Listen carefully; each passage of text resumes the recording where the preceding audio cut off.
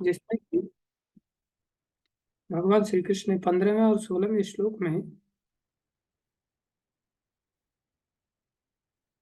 जो वर्णन किया, व्यक्ति को अगर कोई भक्ति योग को अपनाता है, भजन करता है, सतत भाव से भगवान का आश्रय लेता है, उसके लिए हे पार्थ, मैं बड़ा सुलभ हो जाता हूँ। अनन्य चेता यो स्मरति माम नित्यशः तस्याहं सुलभः पार्थ नित्य युक्त योगिना। हम सबको सतत भक्ति करने की चेष्टा करनी चाहिए। सतत भक्ति करने वाले व्यक्ति के लिए भगवत प्राप्ति सुलभ हो जाती है, मतलब आसानी से लाभ प्राप्त हो जाता है। भक्ति प्राप्त होने से, भगवत प्राप्ति हो जाने से क्या लाभ मिलेगा? बोले माम उपेत्य पुनर्जन्म कालम अशाश्वतम नाप्नुवन्ति महात्मना संसिद्धिं परमां गतः। ये संसार जो दुखों से भरा हुआ है, उसे इस संसार में नहीं आना पड़ेगा। उस समस्त समस्याओं से दूर, भगवत प्राप्ति का ही ऐसी विशेषता ही है। और देखो, भगवान अपने धाम से इस संसार में आते हैं ऐसे स्मरण करने वाले लोगों के लिए। भगवान का वचन है, जैसे नारद जी को भगवान ने वचन दिया, ना हम वसामि वैकुंठे योगिनाम हृदयेन च यत्र मद्भक्ता गायन्ते तत्र तिष्ठामि नारद। भगवान को जो पुकारा जाता है, जहाँ भगवान का गान होता है, जहाँ भगवान की हरी चर्चा होती है, भगवान स्वयं उपस्थित हो जाते हैं। यत्र मद भक्ता गायन्ते तत्र तिष्ठामि नारद। हे नारद, मैं वहां जाकर बैठ जाता हूँ। भगवान स्वयं आ जाते, इसमें कोई संदेह नहीं करना चाहिए।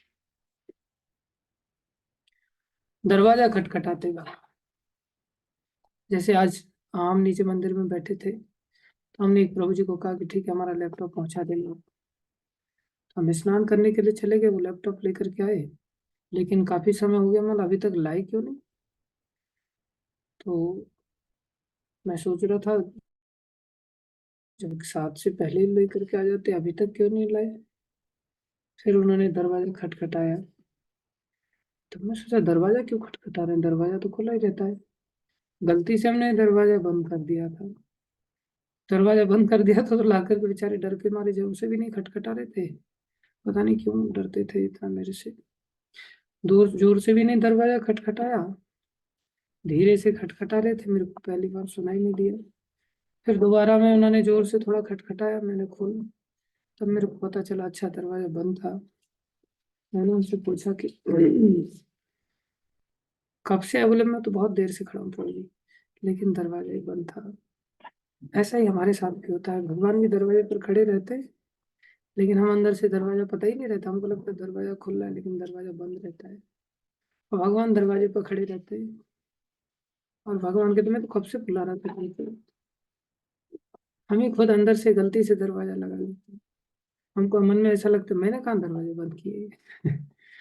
तो गलती से हम विषय भूगों में लग करके भगवान के लिए दरवाजे बंद कर देते हैं। भगवान अवतार भी लेते हैं, अवतार लेकर के भी अवतार काल में भगवान सबको अपॉर्चुनिटी देते हैं, लेकिन हम दरवाजे खोलने के लिए तैयार नहीं होते। देखो, संसार में वैसे भी कोई भगवत प्राप्ति, कोई ऐसा तो खेल है नहीं कि कोई भगवान के धाम में जाकर के पहुंच जाए। अरे इस भौतिक सृष्टि के ही विस्तार को आदमी नहीं नाप सकता, तो भगवान के धाम में कोई व्यक्ति गोलोक धाम में, वैकुंठ धाम में कैसे पहुंच पाए?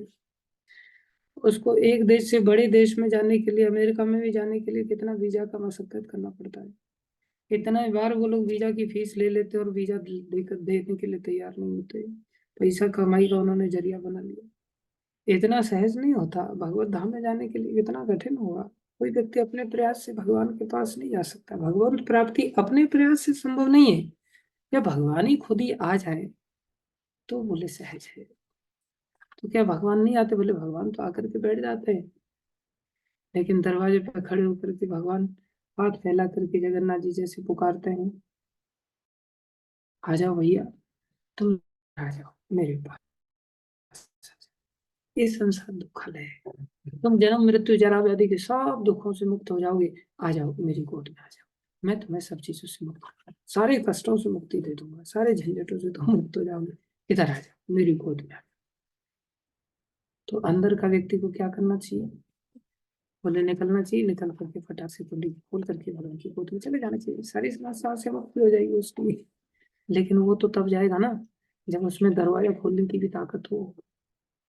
मैंने तो दरवाजा खोल दिया, लेकिन उस व्यक्ति का क्या जो दरवाजा बंद है और अंदर लटक गया बांध करके वो। बहुत सारे लोग सुसाइड करते हैं तो अंदर से कुंडी लगा देते हैं और फिर गर्दन बांध लेते हैं और फिर इस प्रकार से लटक जाते हैं। और वो व्यक्ति को दरवाजा कोई खटखटा तो दरवाजा खोलेगा कोई? वो व्यक्ति बेचारा कैसे दरवाजा खोल सकता है? संसार में हम लोग भी ऐसे ही हैं। भगवान दरवाजे पर बैठे हैं, भगवान अपने धाम को भी ला करके यहीं दे देते हैं, फिर भी हम धाम में नहीं जा पाते क्योंकि हम अपना दरवाजा ही नहीं खोल पाते। कारण हम सब बंधे हुए हैं। एक रस्सी से नहीं बंधे हुए, दो रस्सी से नहीं बंधे हुए, तीन रस्सियों से नहीं बंधे हुए, चार चार रस्सियों से बंधे हुए।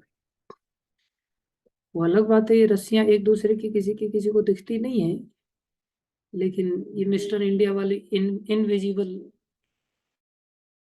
जो है, लेकिन दिखती नहीं। ऊपर से तो आदमी ऐसा लग रहा है कि बढ़िया फॉर्च्यूनर गाड़ी में घूम रहा है, गाड़ी में बैठ करके आराम से व्यक्ति जा रहा है, लेकिन जा किधर रहा है? जिधर रस्सियां खींच रही है उधर ही जा रहा है। रस्सी खींच रही है दिल्ली की ओर तो गाड़ी में बैठ के दिल्ली जा रहा है, रस्सी खींच रही है बिहार की ओर तो गाड़ी में बैठ करके बिहार जा रहा है, रस्सी रस्सी खींच रही है बख्तियारपुर तो बख्तियारपुर व्यक्ति जा रहा है, लेकिन भगवान के धाम की ओर नहीं जा पा रहा है। तो जहां जहां ये रस्सी में आदमी बंधा हुआ है वहां वहां व्यक्ति खींचा चला जा रहा है। दरवाजा खोल करके भगवान की गोद में बैठने के लिए कैसे जाएगा? बैठेंगे। जिसको गीता में भी रामायण में भी भगवान ने बताया उत्तरकांड में, वहां कह रहे हैं जीव फिरत माया कर प्रेरा, काल कर्म स्वभाव गुण घेरा। हम सब माया के द्वारा बांध दिए गए हैं। सबसे पहला बंधन कौन सा है? बोले पहला बंधन है काल का बंधन। हम सब काल के द्वारा बांध। काल के द्वारा बंधन का अर्थ क्या है? हमारे वश में नहीं है कोई भी क्रिया, समय पर सब क्रियाएं होती। आदमी मान लो किसी को शादी करनी है तो शादी के लिए लाख प्रयास करे, लेकिन कहा जाए भैया जब हो नहीं होगी तो हो जाएगी, मतलब अपने समय पर होगी, हमारे पास में नहीं है। काल के अनुसार जैसे स्कूल में पढ़ने के लिए जाते हैं, बच्चे की इच्छा है सुबह सुबह सुबह ही बोले मैथ पढ़ लो, लेकिन मैथ का सब्जेक्ट चौथे पीरियड में जा करके, तो स्कूल के पीरियड के अनुसार ही उसको मैथ का पीरियड पढ़ना पड़ेगा। ये नहीं कि शुरुआत में जो पीरियड पढ़ना चाहे वो पीरियड पढ़े। काल के अनुसार स्कूल चलता है, ऐसे ही काल के अनुसार हमारा जीवन चलता है। कब नौकरी लगनी है, कब छोकरी मिलनी है, कब पढ़ाई होनी है, कब पास होना है, कब बूढ़े होने हैं, कब टपक जाना है, कब मकान बनना है, ये सब चीजें पहले से ही काफी कुछ निर्धारित रहती है। इसलिए हम सब काल के अधीन है। बोले काल के अधीन कैसे आ गए? काल के अधीन इसलिए आ गए क्योंकि हमने कर्म वैसे किए थे। हम काल से परे भगवत धाम में भी रह सकते थे, लेकिन हमने भगवत आज्ञा का उल्लंघन किया, इसलिए हम सब काल के अधीन आ जाते। हमारे कर्मों के अनुसार हम बंधे हुए हैं। कर्म ने हमें बांध दिया और कर्म के कारण हम काल के द्वारा बंधे। बोले कर्म, हम गंदे कर्मों में कैसे फंस गए? बोले गंदे कर्मों में इसलिए फंस गए क्योंकि हमारा गंदा स्वभाव था। हम स्वभाव को नहीं बदल पाए थे। स्वभाव को बदलना इतना सहज भी नहीं होता। स्वभाव के चलते आदमी को जैसा कार्य करने की उसकी वृत्ति, क्रोधी स्वभाव है तो क्रोधी वाले कार्य करेगा, शांत स्वभाव है तो शांत स्वभाव वाले काम करेगा, विकृत स्वभाव है तो विकृत कार्य करेगा। जिसका जैसा स्वभाव होता है स्वभाव से बना हुआ है। वो कहे मैं क्या करूं, मैं तो ऐसा ही हूँ। ऐसा क्यों? क्यों उसका स्वभाव ऐसा है। तो स्वभाव के कारण कर्म करने के लिए बाध्य हो गया, कर्म करने के कारण काल के द्वारा बंधन में आ गया। बोले स्वभाव उसका ऐसा क्यों बन गया? स्वभाव इसलिए बन गया क्योंकि उस गुण के अधीन है वो। तमोगुण के अधीन है तो तमोगुणी स्वभाव बन गया। रजोगुण के अधीन था तो रजोगुणी स्वभाव बन गया। सतोगुण के अधीन था तो सतोगुणी स्वभाव बन जाता है। जैसा हमारे जीवन में गुण है, कोई गुणातीत बन गया तो उसका स्वभाव भक्त स्वभाव का बन जाता है। तो हमारे जैसे गुण है वैसा स्वभाव बनेगा, जैसा स्वभाव है वैसे कर्म करते हैं, जैसे कर्म करेंगे वैसे काल के द्वारा बन जाएंगे। ब्रह्मा आदि के अच्छे अच्छे वाले काम करेंगे तो उनकी इतनी लंबी आयु प्राप्त हो जाएगी, और अगर हम ऐसे कार्य नहीं करेंगे, घटिया काम करेंगे तो हमारे जैसा शरीर मिलेगा इस संसार में 100 वर्ष की आयु मिलेगी, और घटिया काम करेंगे तो नीचे जानवरों के शरीर प्राप्त हो जाएंगे, जल्दी टपक जाएंगे, मक्खी मच्छर आदि बन जाएंगे। तो हम सब बंधन में बंधे हुए, कुल मिलाकर के हमें ऐसा समझना चाहिए। बोले कोई व्यक्ति बंधन में बंधा हुआ है और दरवाजे पर भगवान है, भगवान कह रहे हैं भैया तुम आ जाओ मेरी शरण में, इतना सा तो कर लो। गीता में भी भगवान कह रहे हैं, कोई बहुत बड़ा तीर मारने के लिए तो भगवान कह नहीं रहे, ऐसा तो कह नहीं रहे कि भगवान तुम्हें बैल चलाना सीखना पड़ेगा, फिर तुम्हें हल चलाना सीखना पड़ेगा, कुछ नहीं।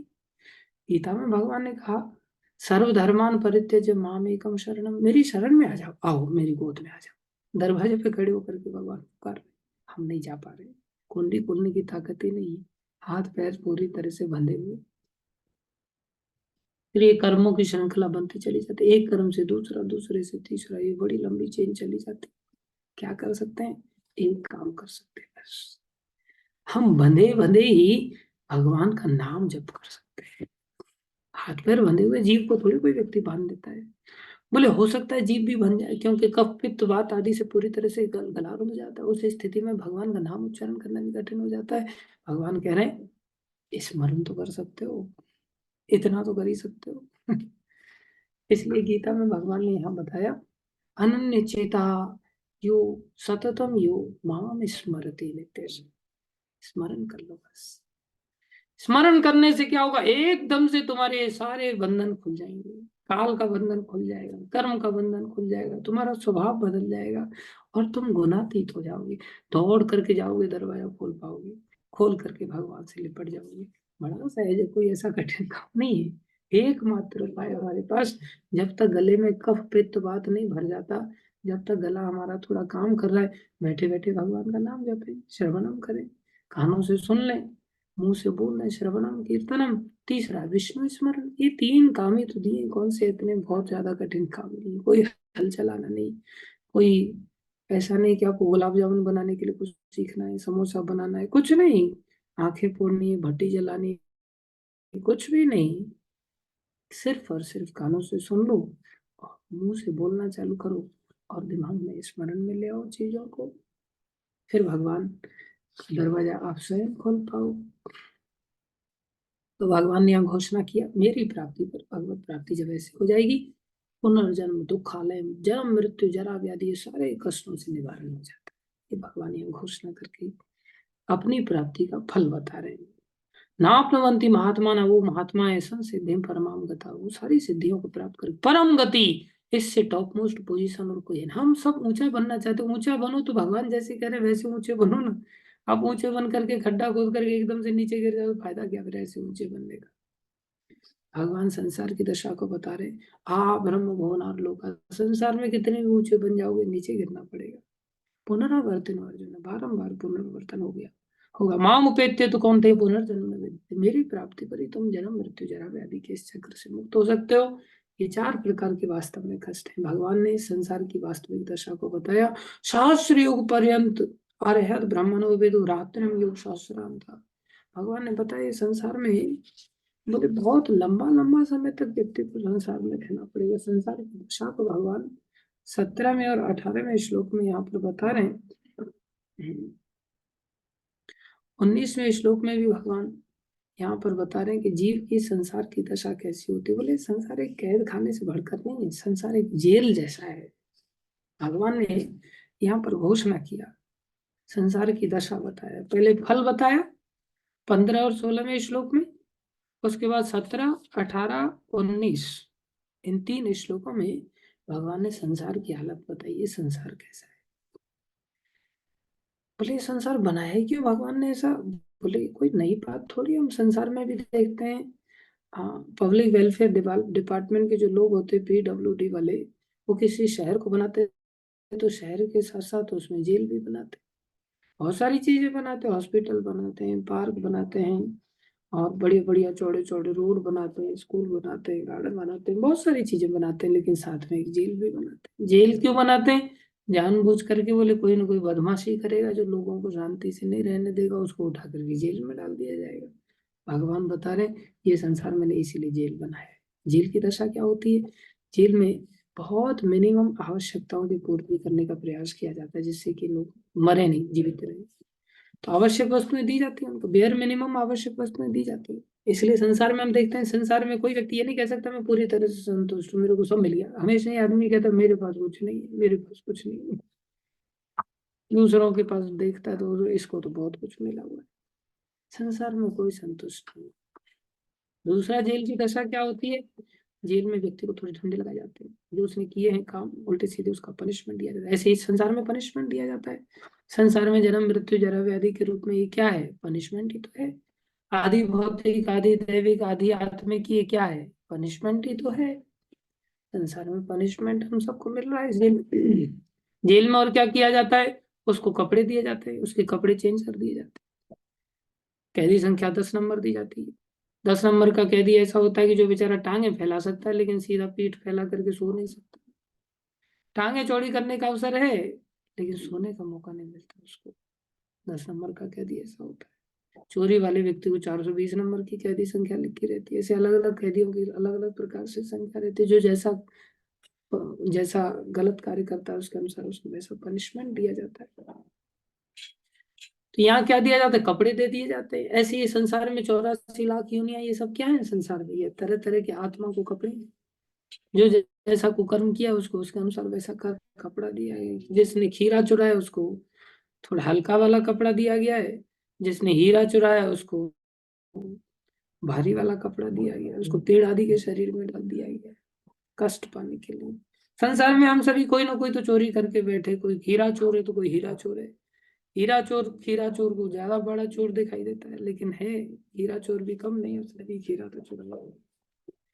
तो गीता में भगवान यहाँ 18, 19 और 17, 18, 19 इन 3 श्लोकों में संसार की दशा का वर्णन कर रहे हैं। ये संसार कैसा है, इसके साथ ही भगवान अपने धाम का भी वर्णन कर रहे हैं।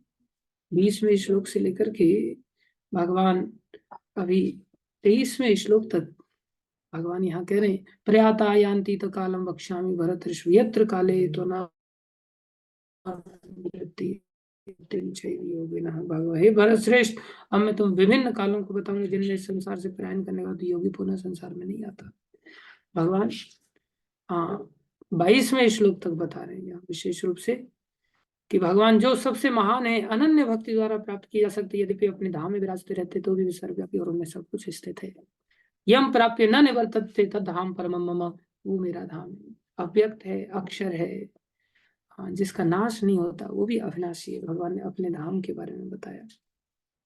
तो 20, 20, 21 और 22 इन 3 श्लोकों में भगवान अपने धाम के बारे में बताए। जो ब्रह्मा जी को पता चला था भगवान के धाम के बारे में, भगवान ने यही संसार में वो वृंदावन धाम लेकर के आए हैं।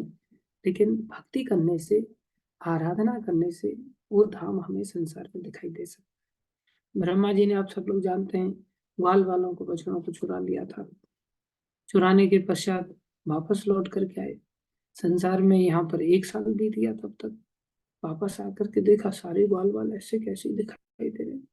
घूर घूर के देखने लगे, चारों दिशाओं में देखने वाले ब्रह्मा जी वो अच्छी तरह से 8 आंखों से देख रहे, ये लोग वही वाले हैं क्या जिनको मैं उठा करके लेके गया था। जब बहुत ज्यादा गहराई से देखने लगे, दिखाई दिया, अरे ये ग्वाल वाले नहीं, ये तो साक्षात विष्णु है। क्योंकि सभी ग्वाल वालों में से विष्णु दिखाई देने लगे उनको। अब तो घबरा गए, ये तो भगवान के प्रति मैंने बहुत बड़ा अपराध कर दिया है। भगवान के चरणों में गिर पड़े, रोने लगे, माफी मांगने लगे। लेट लेट करके चारों मुखों को भगवान के चरणों से स्पर्श कराने के लिए वो लूटपुट होने लगे, प्रणाम करने लगे, क्षमा मांगने लगे। तब भगवान ने कृपा करके दिव्य वृंदावन धाम के दर्शन कराए, जिसमें एक एक मिट्टी का कण चिंतामणि की तरह है, एक एक वृक्ष कल्प वृक्ष की तरह है, एक एक गौ माता उनको सुरभि गाय दिखाई दिया। अरे चिंतामणि जो धाम की मिट्टी है उसका एक कण ही चिंतामणि, मतलब जो तुम्हारे दिमाग में चिंता है उसको तुरंत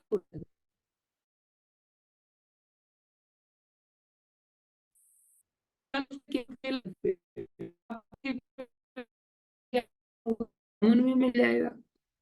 इतना ही नहीं, केले के पेड़ से बोले रसगुल्ला दे, रसगुल्ला भी देगा। खाली ये नहीं कि फल ही देगा। कल्प वृक्ष का मतलब ये नहीं होता कि केवल फल ही दे। एक वृक्ष ना केवल अपने फल, दूसरे वृक्षों के फल भी दे सकता है। ना केवल दूसरे वृक्षों के फल, जो मांगो सो दे सकता है। ऐसे कल्प वृक्ष दिखाई दिए। ऐसी सुरभि काय दिखाई दी उनको, जिससे आप 10,000 लोगों के भोजन की सीधा 500 रुपये पर प्लेट वाले हिसाब किताब का आइटम मांगोगे तो पैसा का वैसा निकल करके आएगा। आपको शादी के लिए किसी को बुक करने की जरूरत नहीं है, सब कुछ सुरभि माता से प्राप्त हो जाएगा। ऐसा दिव्य धाम का दर्शन किया। वही दिव्य धाम के बारे में भगवान ने अपने मुखारविंद से सबको बताया। बोले ऐसे धाम की प्राप्ति अलग अलग समय में अलग अलग प्रकार के लोग किस प्रकार से करते हैं, उसके बारे में भगवान ने वर्णन किया। बोले हे भरत श्रेष्ठ, अब मैं तुम्हें उन विभिन्न कालों को बताऊंगा जिनमें इस संसार से प्रयाण करने के बाद योगी पुनः आता है अथवा नहीं आता है। योगी व्यक्ति के लक्षण बता रहे हैं। बोले अग्निर्ज्योतिर्हि श्लोक शुक्ल शश्नमासा उत्तरायणम तत्र प्रयाता गच्छन्ति ब्रह्म ब्रह्म विदो जना। जो परम ब्रह्म की ज्ञाता है, जो भगवान को जान लेते हैं योग अभ्यास के द्वारा, वह अग्निदेव के प्रभाव में प्रकाश में दिन के शुभ क्षण में शुक्ल पक्ष में या जब सूर्य उत्तरायण में रहता है, उन 6 मासों में इस संसार से शरीर त्याग करने पर उस परम ब्रह्म को प्राप्त करते हैं। उत्तरायण के समय में जो शरीर छोड़ता है। और जो योगी धूमो रात्रि तथा कृष्ण शशनमासा दक्षिणायनम तत्र चांद्रम असम ज्योतिर्योगी प्राप्त निवर्तते। जो योगी धुएं रात्रि कृष्ण पक्ष में या सूर्य के दक्षिणायन में रहने के 6 महीनों में दिवंगत होता है, वो चंद्र लोक को जाता है, किंतु वहां से वो पृथ्वी पर पुनः चला आता है। और देखो, अगर किसी ने रात को शरीर छोड़ा और दक्षिणायन में शरीर छोड़ा है तो उसको तो वापस आना पड़ेगा। और अगर योगी है तो चंद्रलोक तक चला जाएगा, लेकिन वापस आएगा। जिसने उत्तरायण में शरीर छोड़ा बोले वो वापस नहीं आता। वो इस प्रकार से भगवान के धाम को पर ब्रह्म को प्राप्त करता है। इसलिए 26वें श्लोक में आगे कह रहे हैं, शुक्ल कृष्ण गति हेते जगत शाश्वते मते एकया यात्यनावृत्ति अनन्या वर्तते पुनः। वैदिक मतानुसार इस संसार से पलायन करने के 2 मार्ग हैं, एक प्रकाश का तथा दूसरा अंधकार का। जब मनुष्य प्रकाश के मार्ग से जाता है तो वापस नहीं आता, किंतु अंधकार के मार्ग से जाने वाला पुनः लौट करके आ जाता है। ज्यादातर आप लोगों को देखेंगे लोग रात को ज्यादा मरते हैं, दिन में मरने वाले तो बहुत कम होते हैं। दिन में ही मरते लोग अकाल मृत्यु को प्राप्त होते हैं, हॉस्पिटल में मरते हैं, वो तो ना ऊपर जाते हैं ना नीचे जाते, सीधे नरक में जाते हैं। भूत पिशाच आदि बनते हैं। ये तो योगियों के लिए बात हो रही है कि केवल जो योगी लोग, भोगी लोग तो चाहे दिन में मरे रात में मरे कहीं भी मरे कोई फर्क नहीं पड़ता, उसको तो नरक में ही जाना है, 84 लाख योनियों के चक्कर में जाना है। जो योगी होता है बेचारा, वो अगर उत्तरायण के समय में शरीर छोड़ता है और शुक्ल पक्ष के समय में शरीर छोड़ता है तो धाम में जाता है। और जो हल्का फुल्का योगी होता है वो रात को शरीर छोड़ देता है या फिर दक्षिणायन के समय में शरीर छोड़ता है तो चंद्रलोक तक चले जाता है, वहां से वापस आता है। एक सूर्य के मार्ग से जाता है, एक चंद्रमा के मार्ग से जाता है। तो एक अंधेरे के मार्ग से जाता है, एक प्रकाश के मार्ग से जाता है। तो प्रकाश के मार्ग से जाने वाला व्यक्ति वापस नहीं आता, अंधेरे के मार्ग से जाने वाला व्यक्ति वापस आ जाता है। लेकिन ध्यान दें, जो भक्त शरीर छोड़ता है, अर्थात जो भक्त बनी है, 28वें श्लोक में भगवान यहाँ वर्णन करें, 27वें श्लोक में भगवान वर्णन करें, नैते श्रुति पार्थ जानन योगी मुह्यति कश्चन तस्मात् सर्वेषु कालेषु योग युक्तो भव अर्जुन। हे अर्जुन, यद्यपि भक्तगण इन दोनों मार्गों को जानते हैं, जो भक्त हैं वो इन दोनों मार्गों को जानते हैं, किंतु वे मोहग्रस्त नहीं होते। अतः तुम भक्ति में सदैव स्थिर रहो। ना उनको ये चिंता होती कि मेरे को उस प्रकाश के मार्ग में जाना है या अंधेरे के मार्ग से जाना है। भक्त तो चाहे सूर्य उत्तरायण में रहे या दक्षिणायन में रहे या किसी आयन में जाए या न जाए, सूर्य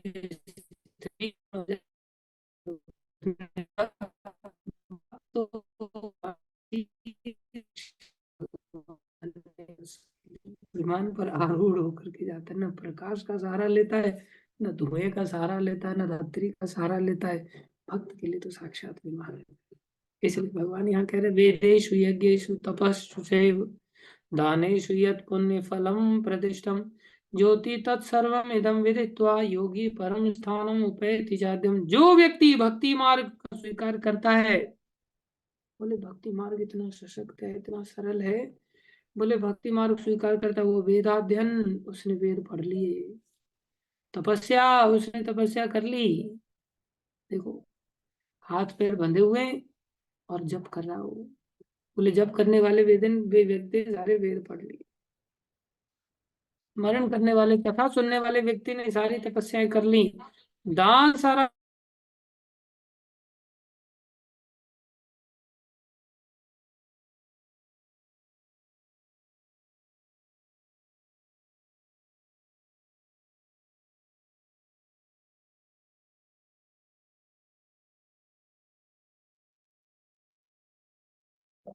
हरे कृष्णा। बीच में थोड़ा कट गया था, वीडियो नहीं आ रही। आ गई। ठीक। सब लोग बोलते हैं भगवान है तो दिखाओ, देखेंगे नहीं तब तक मानेंगे नहीं। ऐसी वीडियो जब तक चलेगी नहीं ना तब तक लोगों को कथा समझ में नहीं आएगी। सब चक्कर बड़े खतरनाक है। तो भगवान क्या कहते, दानेषु यत् पुण्य फलम प्रतिष्ठम, बोले उसने सब दान कर लिए, दार्शनिक तथा सकाम कर्म करने से प्राप्त होने वाले फलों से वंचित नहीं होता। जो भक्त है अगर भक्त योगी बन गया उसको सारे फल भी प्राप्त होंगे। वह मात्र भक्ति संपन्न करके इन समस्त फलों की प्राप्ति करता है और अंत में परम नित्य धाम को प्राप्त होता है। उसके दोनों ही हाथों में लड्डू होते हैं। संसार में लोगों को कहा जाता है भैया कुछ पाने के लिए कुछ खोना पड़ेगा, लेकिन यहाँ पाने के लिए कुछ भी खोने की जरूरत नहीं। तुम्हें सकाम कर्म आदि जो कुछ भी काम करने हैं तो करो ना, कौन रोक रहा है। सारे फलों को तुम्हें अलग से प्राप्त करने के लिए प्रयत्न करने की जरूरत नहीं है। तुम सकाम कर्म आदि सब चीजों को छोड़ करके भगवत आराधना करोगे, आपके पास सब चीजें, संसार में भी हम सुखी रहेंगे और अंत में भगवत प्राप्ति बड़ी सहजता से होगी। इस प्रकार से भगवान ने अन्य योगियों की गति बताया और एक भक्ति योगी की गति बताया। 27-28वें श्लोक में एक भक्ति योगी व्यक्ति को कोई टेंशन लेने की जरूरत नहीं है कि मैं रात को मरूंगा या दिन। टेंशन लेके भी क्या कर लोगे, टेंशन लेकर भी ऐसा तो बस में है नहीं कि वहाँ पितामह भीष्म की तरह हम सबके पास हमारे पिताजी ने इच्छा मृत्यु का वरदान दे दिया हो, जब चाहेंगे तब मरेंगे। ऐसा तो कुछ है नहीं, कोई अमर विद्या तो है नहीं किसी के पास, कोई अमर गोली है नहीं कि टैबलेट खा लिया अब 6 महीने तक कोई टेंशन लेने की जरूरत नहीं, अब उत्तरायण नहाने दो तभी शरीर छोड़ेंगे, प्रकाश के मार्ग से जाएंगे। अरे प्रकाश के मार्ग से भी योगी लोगों को धाम मिलता है। हर व्यक्ति को ऐसे फोकट में धाम नहीं मिलेगा, चाहे वो दिन में मरे रात में मरे कभी मरे, वो तो व्यक्ति बेचारा नारकी की 84 लाख योनियों के चक्कर में ही जाता है। इसलिए बहुत गोल्डन अपॉर्चुनिटी भगवान हमें यहाँ बिल्कुल स्पष्टता के साथ कह रहे हैं, अर्जुन योग युक्त हो भव, अर्जुन योग से युक्त हो जाओ। वैसे योग का अर्थ है चाहे वो कर्म योगी है, ज्ञान योगी है, ध्यान योगी है, सभी योगी हैं। भगवान ने कहा अंत था वो भी मेरे को प्राप्त तो करते हैं लेकिन इतना सहज नहीं। अगर भक्ति योगी कोई बन जाता है, बोले वेदेशु यज्ञेशु तपस्यैव दानेषु यद्य पुण्य फलम प्रदिष्टम, उसको सब पुण्यों के फल भी मिलेंगे। संसार में हंसते खेलते हुए घर में रहते हुए एक प्रकार से भगवान की प्राप्ति बड़ी सहजता से कर सकता है, बशर्ते तो इतना सा तो उसको कष्ट उठाना पड़े। आदमी आज कुछ करना नहीं चाहता, कलयुग के हम सब जीव हैं, लेकिन भाई जीव तो हिलानी पड़ेगी। एलेक्सा से भी सब काम कराने तो उसके लिए भी आपको जीव तो हिलानी पड़ेगी। इतना जीव तो कम से कम महामंत्र के लिए इतना तो हिलाना पड़ेगा। कोई आपको तपस्या करने के लिए नहीं भेजा जा रहा है, बोले इसके लिए आपको जीव हिलानी पड़ेगी, इतना कष्ट उठाना पड़ेगा। बिना जीव हिलाए, जीव मत हिलाओ, अगर कोई जीव भी नहीं हिला सकता भक्ति तो बोले उससे भी सरल है, सिर्फ बैठ जाओ कानों को लगा दो बस। कानों को लगा दोगे तो कानों की शक्ति इतनी ज्यादा है। 2 कान भगवान ने इसीलिए दिए हैं कि तुम 2 कानों से सुनो ज्यादा और बोलो कम। मुंह एक ही दिया है, कान 2 दिए, लेकिन हम अपना बकर बकर बकर बकर मेढक की तरह टर टर करते रहते हैं, बोलने में कमी नहीं रखते, सुनते नहीं। इसलिए इन कथाओं को अगर सुन लेना केवल इतने से ही हमारा मंगल हो जाएगा। तो भगवान ने घोषणा किया है और आगे भगवान इसके अलावा भगवत ज्ञान तो दे ही रहे हैं। भगवान भगवत प्राप्ति का रहस्य तो भगवान ने बता दिया। भगवान कह रहे मैं दरवाजे पर खड़ा हूँ, तुम दरवाजा खोल लो, बस थोड़ा सा स्मरण ही कर लो, सुन लो। जब हम सुनेंगे नहीं तो स्मरण किस चीज का करेंगे, बिना सुने तो स्मरण किसी चीज का होगा ही नहीं। इसलिए जब जो सुनेंगे वो स्मरण में रहेगा। जैसे आज सुबह 3 बजे के आसपास कोई व्यक्ति दरवाजा खटखटा रहा था। आज जगदीश हरि प्रभु सोए हुए थे, बोले प्रभु जी कोई खटखटा रहा है। मैंने, हाँ कोई खटखटा। तो स्मरण जब आवाज कान में गई तो दिमाग में आया ना कि कोई तो हो, कोई तो खटखटा रहा है। ऐसे ही दिमाग जब हाँ, सुनता है तो अपने आप ही फिर काम कर, जब सुनेंगे ही नहीं, सुनेंगे मेरा मन संसार, मुझे नींद ना आए, मुझे चैन ना आए, कोई जाए जरा ढूंढ के लाए, न जाने कहाँ मेरा दिल खो गया, तो फिर तो दिल खो ही जाएगा ना उसका, संसार सुन रहा है तो फिर तो दिल तो संसार हो जाएगा भैया, उसका स्मरण उन्हीं चीजों का होगा। इसलिए गंद खाना बंद करके हमें भगवत भक्ति की इन कथाओं को सुनना पड़ेगा। फिर भैया नींद भी बढ़िया आएगी, चैन भी आएगा, और भगवान की गोद में जब चले जाएंगे तो फिर तो क्या कहने, भगवान को तुम्हारे सारे खत्म।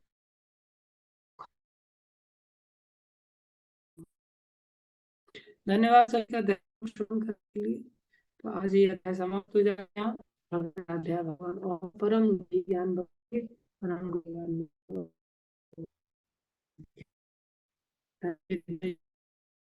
के साथ आप पूरा कवच को वगैरह पहन करके आइए, और पूरे चैप्टर का अच्छी तरह से एग्जाम दीजिए। ढाल तलवार के साथ आइए, ज्ञान की तलवार को उठा के लाइए, और अच्छा एग्जाम दे करके अच्छे मार्क्स लेकर के आइए। यस, कोई प्रश्न है किसी का तो पूछ सकते हैं प्लीज।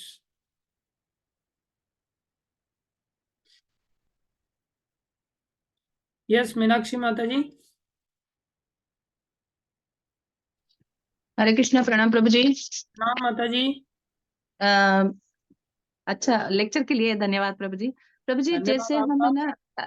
ना ये कोई अपने साथ अगर बुरा करता है तो हमें उसके प्रति अच्छा कैसे सोचना है? जैसे हम भी बुरा सोचने लग जाते हैं, तो इस स्वभाव को कैसे बंद करें? हाँ, देखो संसार में ना अच्छा अच्छा है ना बुरा बुरा है। संसार में अच्छा भी बुरा है और बुरा भी बुरा है, सब कुछ बुरा ही है संसार में। कोई हमारे साथ अच्छा भी कर रहा है, वो क्या अच्छा है?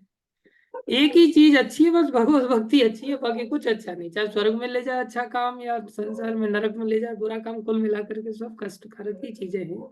इसलिए कोई अच्छा कर रहा है हमारे साथ, उसको भी धन्यवाद दे दो, बुरा कर रहा है उसको भी अच्छा धन्यवाद। सबसे अच्छा काम है कोई हमारे साथ भक्ति कर रहा है, भक्ति दे रहा है, वही हमारे लिए सबसे पुण्य का काम है। हमें दूसरों के बारे में भी भक्ति देने का प्रयास करना चाहिए। अच्छे बुरे के झंझट से ऊपर उठा लो। गीता में भगवान ने पहले ही बता दिया, उभय सुकृत दुष्कृते, आप दोनों चीजों से ऊपर उठ जाओ। सुकृत माने अच्छे से, दुष्कृत माने बुरी से। ऊपर की बात उस पर समझ के अंदर कर, और कोई भक्ति ले उसको देने का प्रयास करो। हम किसी का अच्छा कुछ नहीं कर सकते, अच्छा तो भगवान कर सकते हैं। इसलिए हमें लोगों को भगवान से मिलाना चाहिए, भगवान को देने की चेष्टा करना चाहिए। और ये तभी कर पाएंगे जब हम भक्तों की संगति में आकर के इस भक्ति की महिमा को सुन पाएंगे। जब तक हम नहीं सुनेंगे तब तक हमारे दिमाग में ये महिमा बैठेगी नहीं। महिमा मतलब आपकी बेटी महिमा नहीं, भगवान की महिमा। ठीक है, तो उसके पास तो आपकी बेटी डॉक्टर है, उससे तो आप डॉक्टरी सीख लोगे, लेकिन भगवान की जो भक्ति की महिमा है इसको ही सुनो। बस इसी को जब बैठ जाएगी हृदय में, तो हम सबका भला कर पाएंगे। जो हमारा बुरा करेगा उसका भी भला करेंगे। चैतन्य महाप्रभु नरु जी नाम के डाकू से मिले, तो सब तो उसको डाकू कहते। नरु जी बोले, भैया तू कितना अच्छा संत है, तू जंगल में रहता है, कपड़े आदि भी नहीं पहनता, कितना बढ़िया तपस्वी है, तू फल फ्रूट खा करके अपने जीवन जीता है, कितना अच्छा है। तो नरु जी से सब डरते थे, कोई जाने नहीं देता था उधर। चैतन्य महाप्रभु जानबूझ करके उसी जंगल से निकले, और उन्होंने उसको बदल दिया, वो संत बन गया। बाघ को भगवान ने स्पर्श किया, बाघ देखा जाए तो कितना बुरा करता है, लोगों को खाई जाता है, बुरा करने का तो छोड़ता ही नहीं कुछ, और सीधा मामला ही समाप्त कर देता है। लेकिन उस बाघ को भी भगवान ने दोनों टांगों को खड़ा करके नचा दिया। तो हमारे साथ कोई बुरा करे या भला करे, सबका भला हम भक्ति दे करके कर सकते हैं। उसके लिए हमारे पास भक्ति होनी चाहिए, उसके लिए भक्तों की संगति होनी चाहिए हमारे पास। कि अच्छा बुरा सब बुरा ही है संसार। ठीक है माता जी। जी प्रभु। मतलब उससे दूर नहीं होना चाहिए, उसके थैंक लिए यू। कुछ उसके उससे उससे दूर नहीं होना चाहिए, बल्कि उसको भक्ति का सहारा देना चाहिए। क्या करना चाहिए हमें? हाँ, दूर कहाँ जाएंगे, किस किस से दूर जाएंगे, कहाँ कहाँ तक जाएंगे, सब जगह संसार में जीव हैं। सबको भक्ति देनी चाहिए, हम भक्त बन जाए बस, फिर सबको भक्ति दे देंगे, फिर कोई हमारा बुरा कर नहीं पाएगा कुछ भी। हम भक्त बन जाए। ठीक है। जी। जब तक भक्त नहीं बन रहे तब तक थोड़ा दूर रह करके भक्तों के साथ चले। एक बार भक्त बन जाए तो फिर दुनिया में एकदम से स्वच्छंद होकर के विचरण करें, फिर कोई कुछ नहीं बिगड़ पाएगा। जी प्रभु। प्रहलाद जी के साथ बुरा किया, उनके पिता ने ही बुरा किया, तो प्रहलाद जी ने थोड़ी ना हाथ धो के पीछे पड़ गए थे। नहीं, प्रहलाद जी ने तो अच्छा ही किया ना, अपने पिताजी के लिए उल्टा वरदान मांगा। ये सब भक्तों के चरित्र हैं, बड़े सुंदर सुंदर चरित्र। तो प्रभु जी ठीक आज है। श्लोका का दिन था। हाँ, आज इस अध्याय का आखिरी, हाँ आज श्लोका का दिन तो था माता जी, याद करने वाला पूछने वाला भी, लेकिन कल क्या है, हम अनुपस्थित हो गए। कल हमारा स्वास्थ्य थोड़ा ठीक नहीं था, इसलिए नहीं ले पाए। कोई नहीं, मैं पूछूंगा। सत्यम प्रभु, कोई प्रश्न है आपका? हरे कृष्ण प्रभु जी, दंडवत प्रणाम। हरे कृष्णा, धन्यवाद प्रभु। प्रभु जी, मेरा ये प्रश्न है कि जैसे ब्रह्म संहिता जो है, उसमें लिखा हुआ है कि जो विष्णु है वो शिव बन जाते हैं, पर शिव जो है वो पुनः विष्णु नहीं बन सकते। दूध और दही का एग्जाम्पल दिया गया है। तो मतलब इसको हम्म। पढ़ने से ऐसा लगता है कि मतलब जैसे कृष्ण जो है वो शिव तो बन जा सकते हैं, तो जो विष्णु जो शिव बने वो मतलब शक्ति तो नीति की थी, मतलब उनका अंश बना, लेकिन शिव पुनः विष्णु क्यों नहीं बन सकते?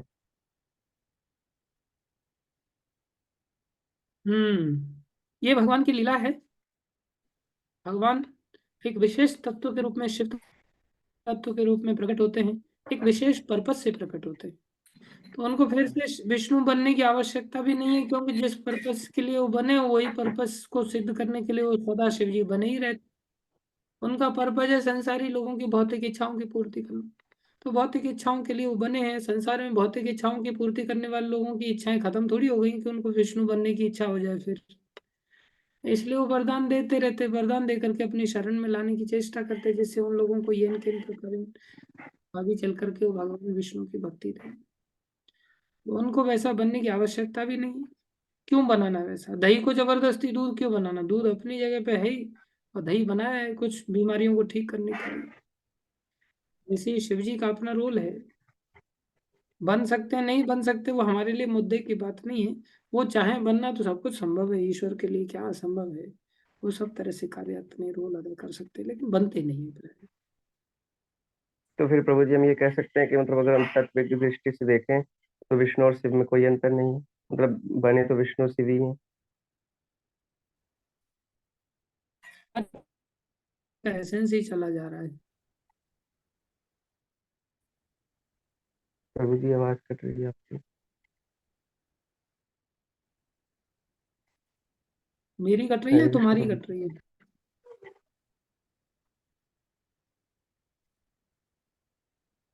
अब आ रही प्रभु जी। अरे बोल, तुम्हारी भी आवाज कट रही थी। जी प्रभु जी। यस सोनिया माता जी, मैं जरूर कॉल करूंगा आपको। मैं क्षमा चाहता हूँ, कल मेरे दिमाग में आया था, मैं बोला भूल गया मैं, लेकिन कॉल नहीं कर पाया। मैं जरूर कॉल करूंगा।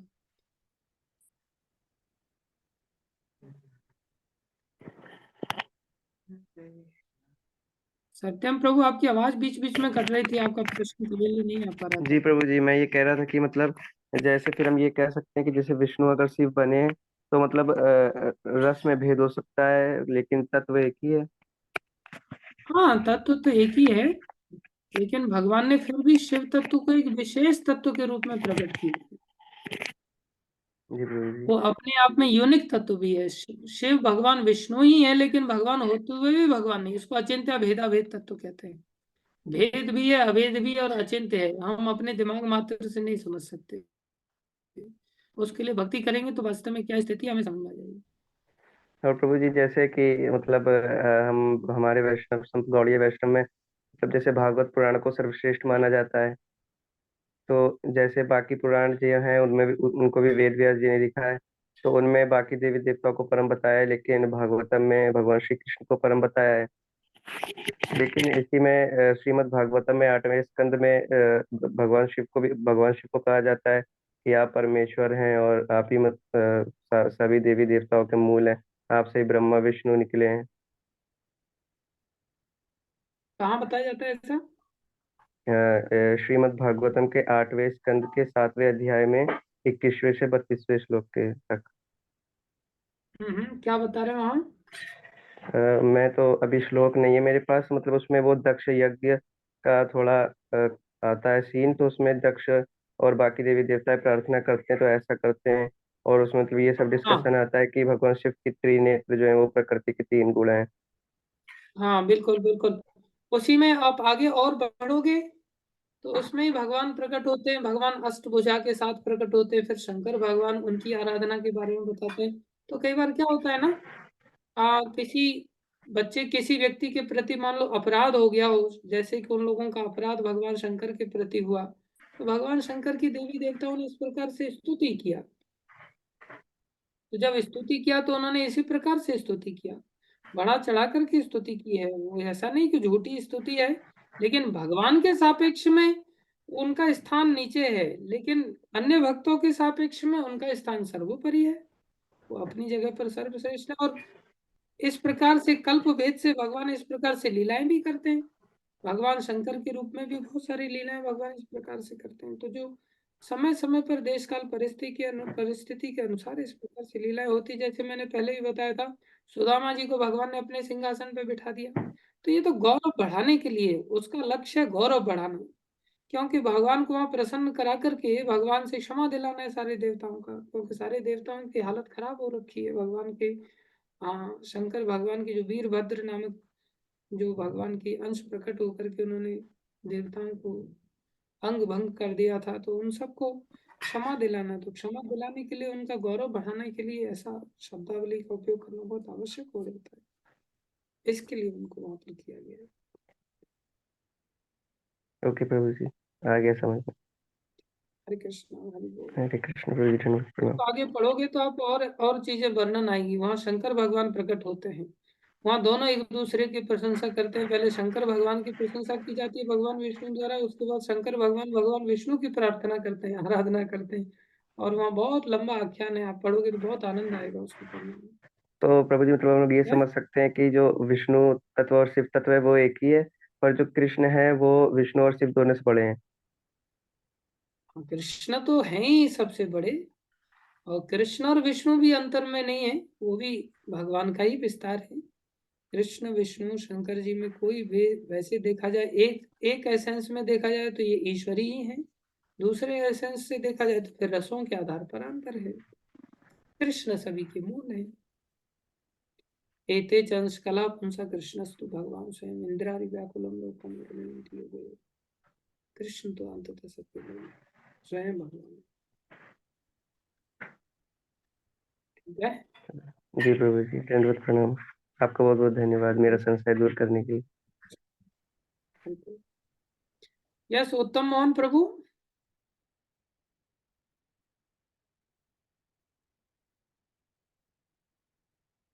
यूएमडी। हरे कृष्णा प्रभु, दंडवत प्रणाम। हरे कृष्णा हरि प्रभु, बोल। दंडवत प्रणाम। धन्यवाद प्रभु जी। हरे कृष्णा। प्रभु जी,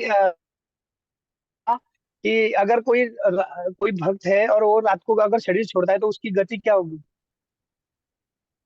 कोई अगर भक्त है तो कौन भक्ति से की लोक में गति तो जाएगा? एक ही रहती है, भगवान की प्राप्ति। नहीं, पर और वो कोई रात्रि ऊपर अगर रात ऊपर से को भक्त है मेरी तरह, तो उसकी तो गति दुर्गति है। नहीं, मैं मेरी जो माता जी की माता जी थी, उन्होंने शरीर छोड़ा था, और वो अच्छे भक्त थे। वो एकादशी के दिन 125 राउंड भी करते थे। और जिस दिन वो शरीर छोड़ रहे थे तो चैतन्य जो प्रभु भागवतम पढ़ा था, हमने थोड़ा कीर्तन भी किया था, और रात को शरीर छोड़ा था, इसलिए मैंने वो ये प्रश्न पूछा आपको। नहीं, रात को शरीर छोड़े भक्त, दिन को शरीर छोड़े, संध्या को शरीर छोड़े, भक्तों के लिए कोई नियम कानून नहीं है। भक्त इन सब चीजों से ऊपर उठे हुए। भक्त कभी भी शरीर छोड़े, किसी भी दशा में शरीर छोड़े, जैसे अकाल मृत्यु के रूप में परीक्षित महाराज ने शरीर छोड़ा तो थोड़ी ना उनको नरक में जाना पड़ा या 84 लाख योनियों में जाना पड़ा। भक्त के लिए कोई नियम कानून नहीं। भक्त तो भगवान के संरक्षण में रहता है, भगवान उसको निश्चित रूप से अपने पास बुलाते हैं। ठीक है। हरे कृष्ण। यस गौर प्रिया माता जी। हरे कृष्ण प्रभु जी, दंडवत प्रणाम। धन्यवाद। प्रभु जी, जैसे आज सुबह आपने भागवतम क्लास में बताया था कि जब भी हम कोई शौच क्रिया के लिए जाते हैं तो शुद्धता का पालन करना चाहिए। तो मेरे साथ कुछ लोग हैं, अगर उनको वो जब हमें देखते हैं कि हम ये नियमों का पालन करते हैं तो वो हमें कहते हैं कि डॉक्टर इतनी बार नहाने के लिए मना करते हैं, शरीर खराब हो जाता है, और कभी गलती से उनके सामने छींक भी आ जाती है ना, फिर तो और ताने मारते हैं, देखा तभी आप इतनी बार ऐसे करते हो तभी बीमार पड़ जाते हो। तो उन लोगों को प्रभु जी कैसे समझाया जाए, क्योंकि जब उनकी बातें सुनो तो कई बार वो शौच आदि करने के बाद स्नान वगैरह नहीं करते और कहते हैं फिर हम शाम की जोत नहीं जगाते। तो ये चीज तो गलत है, उनको कैसे गाइड किया जाए प्रभु जी? हाँ, ये थोड़े से कच्चे खिलाड़ी डॉक्टर रहते हैं। बाद में चल के जब कोरोना आकर के घेर लेता तो फिर कहते हैं रात दिन हाथ धो, नहाओ धो, फ्रेश रहो, साफ सुथरे रहो। तो इनको फिर भगवान शिक्षा देने के लिए इस प्रकार की बीमारियां भेज देते हैं। ऐसे लोगों को समझाने के लिए हमारे अंदर थोड़ी ताकत होनी चाहिए वचनों में, जिससे कि हमारे वचन सुन करके सामने वाला व्यक्ति संभल जाए। ये इतना सहज नहीं होता, थोड़ा हमें भक्ति करनी पड़ती है। भक्ति करने से हमारे वचनों में शुद्धता आ जाती है। उस शुद्धि के साथ जब हम बोलते हैं तो फिर वो लोग चीजों को समझते हैं। थोड़े वचन भारी करने पड़ेंगे हमें, तो उसके लिए भक्ति करनी पड़ेगी। बिना भक्ति से कोई व्यक्ति नहीं समझ पाएगा। देखो प्रभुपाद जी ने विदेशियों को समझाया, वो तो सिगरेट पी करके आटा गूंदने लग जाते थे, लेकिन प्रभुपाद जी के वचनों में वो ताकत थी कि वो लोग विदेशी लोग समझ गए। आजकल तो कोई व्यक्ति नहीं समझता है। समझने के लिए हमें थोड़ा ताकतवर बनना पड़ता है, भक्ति तीव्र करनी पड़ेगी। एक दिन भक्ति करने से दूसरे दिन सुन लेंगे लोग, ऐसा भी नहीं होता। लंबा समय भक्ति करने के पश्चात हमारे शब्दों में वो सामर्थ्य आती है, फिर लोग सुन करके संभलते हैं। ठीक है।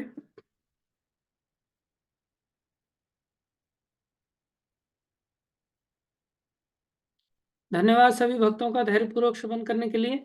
और 8 बज गए, आपको हम इतना ही समय दे पाएंगे, और कल से और थोड़ा प्रश्नों के लिए और समय दे देंगे, और शॉर्ट में क्लास लेने का चेष्टा करेंगे। हरे कृष्णा। बाकी लोगों के प्रश्न कल के दिन थोड़ा सा प्रयास करेंगे। Thank you. भगवान की वाणी भगवत गीता की जय। जगत गुरु श्री प्रभुपाद की जय।